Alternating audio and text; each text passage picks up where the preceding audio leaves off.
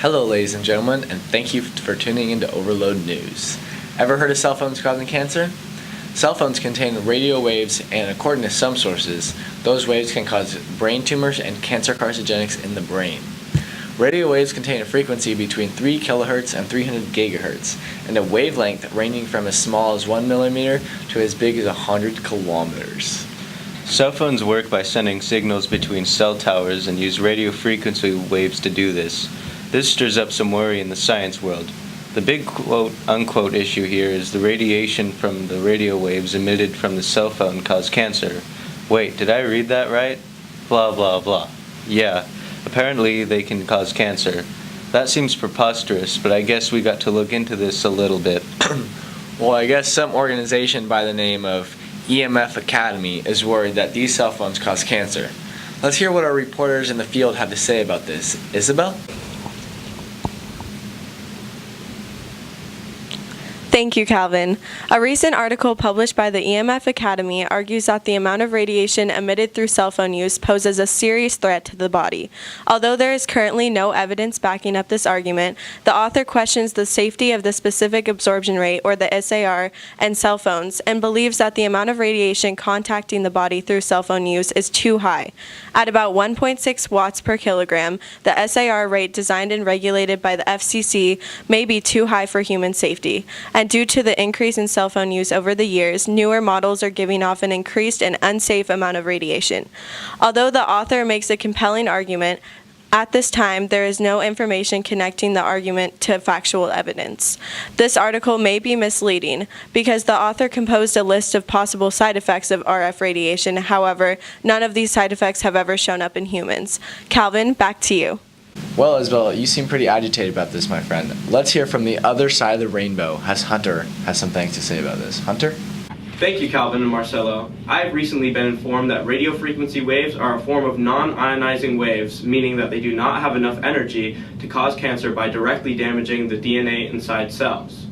When radio frequency waves are at very high levels, body temperature may be raised. However, cell phones do not produce enough of these waves to raise the temperature of the human body. Most lab studies suggest that radio frequency waves do not damage DNA. Years of research have been conducted to determine whether or not radio frequency waves from cell phones could cause cancer, and the answer is mainly unclear.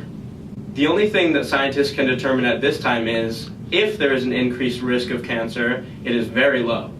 Studies conducted over 10 years, costing $25 million, have showed an increased risk of tumors in male rats, but not female rats or either sex of mice.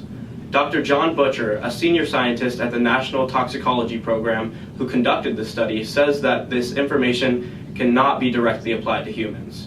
Dr. Butcher also cites that this has not led him to change his personal cell phone use in any way, and that these findings are equivocal. These findings can be ambiguous because the National Toxicology Program does not necessarily show how radio frequency waves affect humans.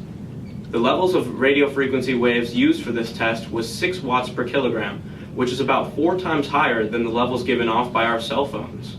Also, the rat's body was fully exposed to a radio frequency wave for 2 years, 9 hours a day, without interruption, which does not accurately represent the cell phone use of humans.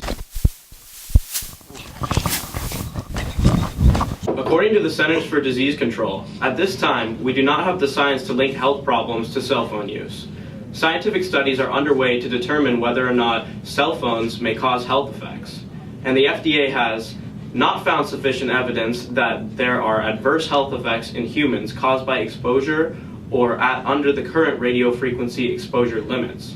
The majority consensus among the science community is that they do not yet understand enough about the subject. Thank you for your time. Back to you, Calvin and Marcelo. Wow, don't you love science? Let's bring in Harvard graduate and someone who's personally made his own cell phone. Peyton Allen Reed, everybody. Yes, guys. Good points. To conclude, the bad frequencies are the ones that are different from the human body. Although those bad frequencies exist, radio frequencies have not been proven to be harmful. This is very simple, yet very important. Healthy tissue of the body that has its original natural frequencies can be changed to unhealthy tissue if it is exposed to harmful electromagnetic radiation. This process is one of the first steps to disease. Good news is the unhealthy tissue can be changed back to healthy tissue. The types of radiation that are different or bad for the body are electric, magnetic, wireless, or ionizing. You can reduce the risk from this radiation by avoiding things such as standing close to your microwaves, or looking at your phone too long, or having it too close to your body. The negative effects of phones to the human health is pretty much minuscule. If you hold your phone farther from your head, the less the radiation. Phones peak at 0.1 to 2 watts of energy. Short-term effects of the electromagnetic waves from the phones are heating tissue, but otherwise there are no short-term side effects. For long-term research, there's really no solid evidence because cell phones are a relatively new concept and there hasn't been enough time to be able to perform long-term studies.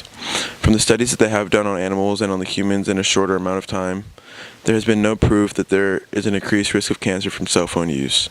As of now, with the research we have, we don't have to worry about the risk of cancer. Of course, it's still a possibility, and in 10 years it could come out and say all radio waves cause cancer, but as of now, we don't have to worry.